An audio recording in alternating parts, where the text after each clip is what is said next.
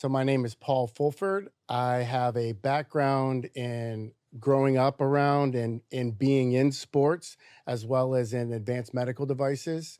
And just like you, I'm somebody that, has had my own issues with my health where maybe traditional medicine put me on a path that wasn't really working or couldn't actually figure out what was wrong with me.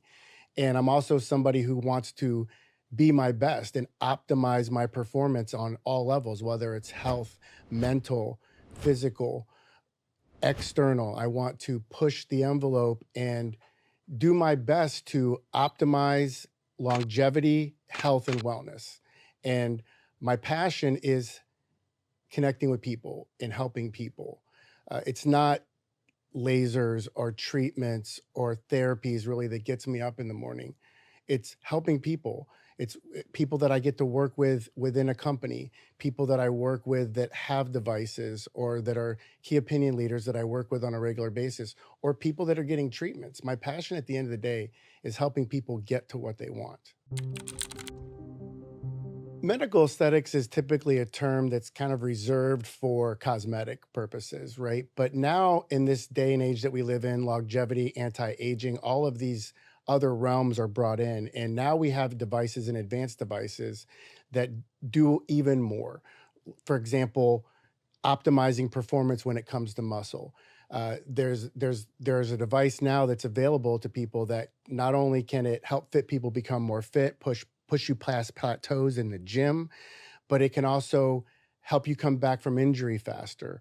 Or it can be something that, let's say you haven't been on a diet and exercise program for a long period of time, and you've had that struggle where you try to go back into the gym like you used to, or go into the gym and you can't get through a workout. This is something that can now help you get to that place where you can actually get through a workout. So it can help you create a lifestyle change or catalyze a lifestyle change. If you're injured, coming back from injury, even if you're somebody that is not an athlete that's looking to push performance, if you've had a hip replacement, knee replacement, getting back to a place of walking normally is a task. It's a process.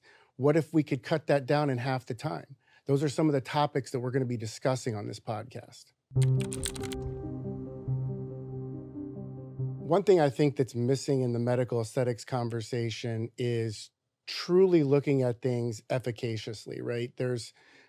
You have a lot of these aesthetic industry awards that people get bestowed upon them, and it's never really done based on a side-by-side comparison. It's this person got this treatment and these people are talking about this treatment a lot, but nobody's ever taken the time to look at things from this device compared to this device. Let's do a side-by-side comparison. And that's a lot of the things that I'm interested in doing and that we're doing, on many levels, looking at these different products, because I feel like the consumer is not fully educated on what they do, how they work. And when you're looking at it, when we speak with physicians versus consumers, you can get more granular or science and you can get in the weeds with how things work. But I think there's definitely a way to take complex theories, complex explanations of things and break them down to a more digestible level for a consumer. How would I convince somebody to look at things from a holistic perspective, or let's say a step-by-step method versus the quick fix, right? We live in a quick fix world. Information's at our fingertips. I know, talking with a lot of physicians, it's one of those things that everybody comes into the office as an expert now because they got their WebMD degree, right? And that's great. I'd rather see people researching and looking things up and getting educated. In a quick fix world, it can be very difficult to know what is the right choice, right? And I feel like one of the things that I want this podcast to be is an open forum to educate, where there's a lot of different options, and I want to help people with facts weed through the minutia. There can be some things that are a quick fix maybe, but there's no replacing lifestyle, nutrition, all of these things that are a way of life versus a quick fix. So can you make some quick fix adjustments? Sure, but it needs to be a decision and a journey. There is nothing really that can be a quick fix. Now, in anti-aging and longevity, even if you look at a lot of the treatments that we do in medical aesthetics, they're a multiple treatment protocol, right, to get to an end result. So there are different choices people have to get to that end result quicker. And that's one thing that we'll be discussing on this podcast is how to find those unique or individualized treatments that do provide things consistently across patient bases, right? Where you've got in the medical aesthetics world, you have different skin types, 1 through 6. And that's the Fitzpatrick scale, which is kind of outdated in a lot of ways because there's so many shades of brown, right? But that's our basis for how we go about looking at treatments, specifically with lasers. And there's an individualized treatment for each person, but not all devices are made the same. Not all devices are equal. Not all treatment outcomes are equal. There are some that can get you to a certain point but can't take you all the way there. And one of the things that we're going to discuss on this podcast is how to look for what you're looking for and how to make it easier to know each and every time, regardless of your ethnicity, your background, whatever your indication is, there is a solution for it. Living a busy lifestyle. I mean, we all live a busy lifestyle in this day and age anymore. I think most people do, right? Most households are both parents working even, right? It's hard to find the time, right? And I'm somebody that through my own personal experience went through this. I was very disciplined in my work life, prioritizing work. I was raised 15 minutes early is on time. If you're on time, you're late. If you're late, you're inconsiderate. That's Lombardi time, right? And for me, I had let working out go by the wayside because I rationalized I don't have time for this. I was trying to maximize my time in work, and I was doing 70-hour work weeks. And then a few years ago, I came across Jocko Willnick's Def Reset. And I think that was the best thing for me because what it did was it learned to reestablish disciplines, right? And I was not working out because I had the old athlete's mentality. If I can't do it right, I'm not going to do it at all. But I wasn't doing anything. and from that, I realized, okay, from these set criteria, there was only a few set criteria that you had, which was like read 20 minutes a day. And if you wanted extra credit, you could do 100 burpees in 10 minutes. But everything else was your own thing that you set. The one category was hydrate or die. And it's pick a water goal and stick to it for 30 days. So what I did was I knew I'm somebody that travels on a regular basis. I'm home way less than I'm on the road. And I was saying the hotel gyms aren't that good. Well, it's a matter of just doing something, getting and finding that discipline and doing something. We can all find 25 to 40 minutes in our day to do something. So I committed to doing that. And even if it was just in the morning, having 30 minutes doing, most of the hotel gyms have at least 50-pound dumbbells.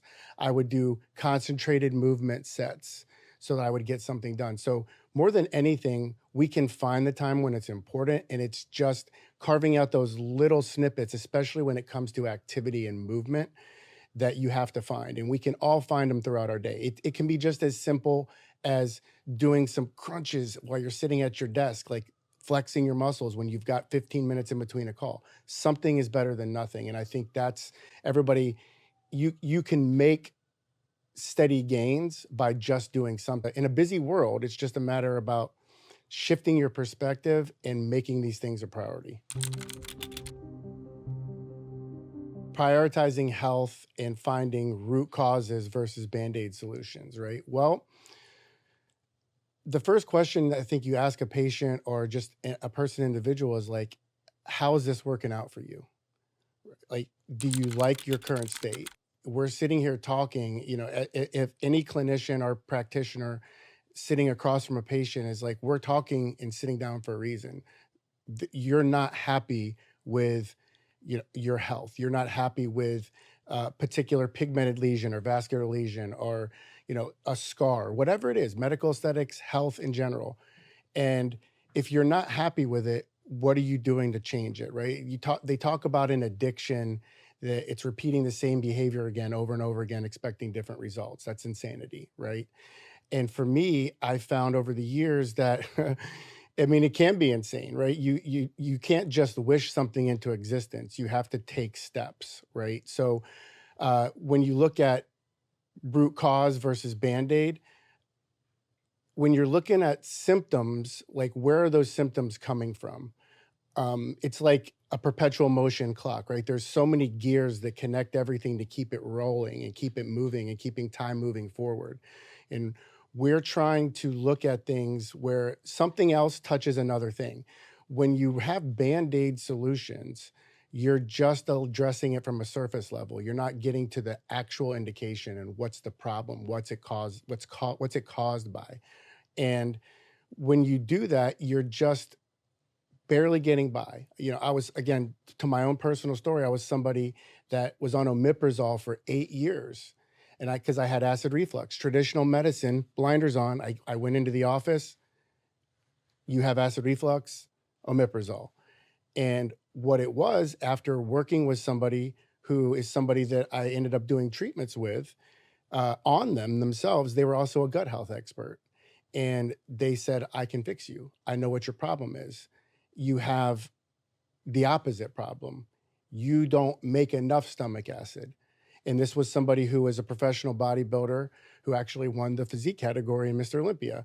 And she said, look, there's some things you're going to want to do. There's some things you're not going to do. But the first thing I'm going to give you is this digestive enzyme. I'm not even sponsored by this company. I use it because I have the same problem.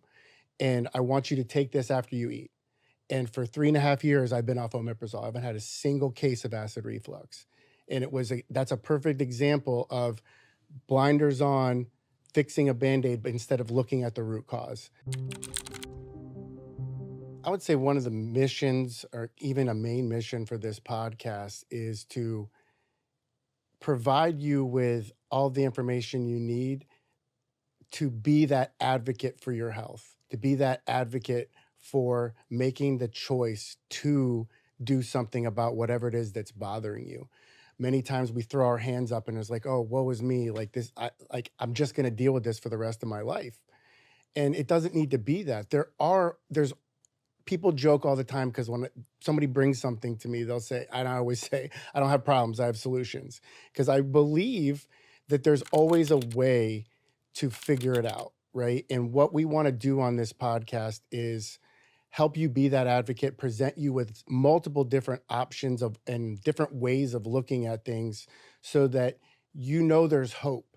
You know that there's something out there for you. And there's going to be so many different walks of life that are brought into this to tie all of that together for you, because it is a choice at the end of the day. It's a lifestyle choice that you're making.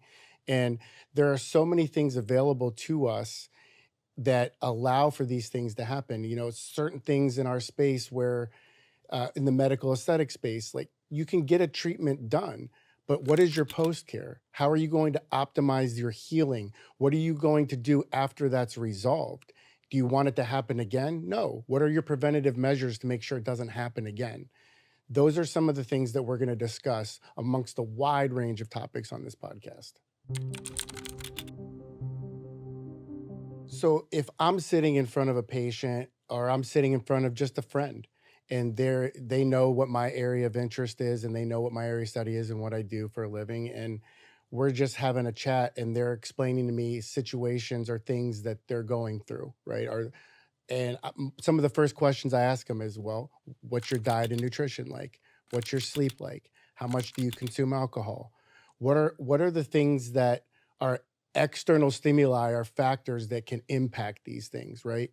I'm somebody that over the years, I figured out I basically had an allergic reaction to alcohol with certain things. And it doesn't work. I can't do it. And as I got older, with being on the road, I couldn't do it. If I'm going to be a resource and be right at like where I need to be for people on a regular basis, even if I have 1 or 2 glasses of wine, I'm still foggy. It doesn't work with my system. And I would say that, I mean, again, anything in moderation is still okay, I would say. But if you don't need to drink alcohol, you shouldn't drink alcohol, right? One of those things, alcohol destroys your stomach biome. It messes with so many things. And it's legal, but that doesn't necessarily mean it's healthy, right? And I think that's one of the things that so many people like tell themselves on Friday, I've done what I deserve this. You deserve to beat yourself up, right? Like it's one of those things that when you look at consumption of those things, it's okay, right? You can have them, but it's going to do things to your body. And again, it's looking at root causes. Sleep. Sleep helps with mental aspects, it helps with digestive aspects, it helps with recovery. Sleep is so important. Sleep is something, the reason why I have an Oura Ring and an Apple Watch is to track these things because it's one of the areas that I'm still working on. It's something that I struggle with because I have a very busy lifestyle and I'm in different time zones all the time. And it's so important to our recovery. You know, many times because I'm gone a lot, I come home and my wife is like, look, Fulford, I'm not getting the leftover garbage, right? You're going to be an active participant in this family. But every now and then, you know, I don't let my body lie to me. Like I will say, look, sweetheart, I need to like sleep in. I need to sleep into like 9 or 10 o'clock today. I've been on the road a lot. I need to recover. And it's not that I can catch up on missed sleep. It's just that I need that recovery point from that point forward, right? So there's other things that you can do in our space, like hyperbaric chambers, that by doing that for an hour, it's almost replenishing your body from the depravity that you've had from being sleep deprived, right? So there's, if you're somebody that it sometimes finds it's unavoidable to have those periods, there are therapies and things you can do. Red light, getting, you know, sun exposure, just going outside and standing out in the sun and getting some sun exposure with sunscreen on. But it's one of those things that you have to look at it from, how is this going to impact me when you're taking it into your body? Because of the struggles that I've had, I've learned how important the fuel is that I put into my body. I figured out what all the foods that were inflammatory for me were, the foods that were my superfoods. Again, this is individualized for people. Not it. That's why I have a problem with these fad diets and these cookie cutter things that people try to impose upon people, because we're all individuals. That we 99% of our DNA is similar, but that 1% that's not is the deciding factor in what's good for you and what's not. One of the things about tattoo removal that people maybe have fear around is that it's more painful than actually getting the tattoo. I can tell you that if it's not administered in a certain way, it can be more painful, but there are plenty of things that can be done. We put topicals on when we do those treatments, but a lot of times you're going past the topical. There are different things that can be done, injections, to make it a enjoyable and pleasurable experience. But it's also an extremely fast treatment. It's not something that you're going to have to sit there and go through an excruciating situation or a pain. And it depends on the tattoo that you have, what you're looking to get rid of. Even when somebody has like a full back piece or full arm sleeves, most of the time you're going to do it in stages. You're not going to sit there and do that because we don't want to overtax the lymphatic system, because what's happening with tattoo removal is you're basically utilizing laser to go after pigment, to break up the pigment in order to have the body take it away, right? So one of the things that's important with tattoo removal is not only how it's pre-administered for patient comfort, but also the device that you select to use for it, because you want to maximize your outcome with each treatment. And there's different wavelengths, there's different periods of duration that the pulse width is, or the length of the pulse, in order to accomplish those things. And one of the things that in my career that I've been very grateful for and proud of is that I've worked with the manufacturers that are on the forefront of those technologies. So many times in this space, or when you work for a company and that's the only company you work for, sometimes you drink the Kool-Aid, right? And you're only spitting that company's message. But when, again, another thing, you take the blinders off and you just look at the raw facts and the science and the specs and how things work, not all devices are created equal. Not all treatments are created equal. So you want to understand what to look for, and that can be practitioner and device. So if I was going to give somebody advice, one of the most Googled terms is weight loss, right? If I was going to give somebody advice on it, I would say first, what I struggled with was portion control, right? How much are you consuming at any given time? Um, One of the great things about technology in this day and age, there's free apps or different apps you can get to count calories, right? Understanding that calories are important on what you're doing. The average human, I think, burns roughly 2,500 calories in an active day. So you're going to burn that amount of calories just by living your life. But if you're trying to lose weight, you need to burn more calories than you're taking in. And there are certain things that you need to look at. Again, I would say that the vast majority of people that are on a weight loss journey have to get out of inflammation first. There's an epidemic in this country of us being in a constant state of inflammation, and it's because of the foods and the fuel that we take in. So whole foods are important. Understanding what your inflammatory foods are another thing, because if you're constantly in a state of inflammation, you're never in repair.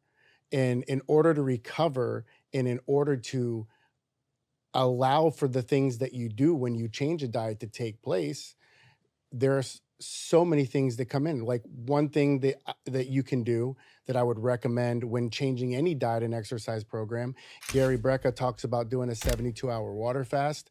One of the things that I did when I first was going through these things was a 3-day juice cleanse. You do 6 raw organic cold pressed juices a day for 3 straight days, and you drink that in just water. And in doing that, what it does is it resets your body to be able to receive the new nutrients it's taking in, like a detox.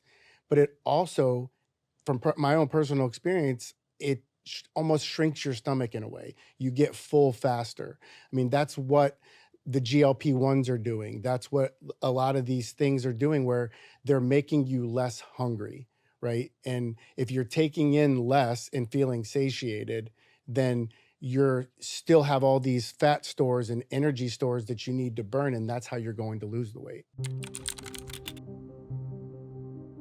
I'm neither for or against it, right? I would say that I see the benefits of it, and I see what people are talking about as far as potential outcomes or issues, right?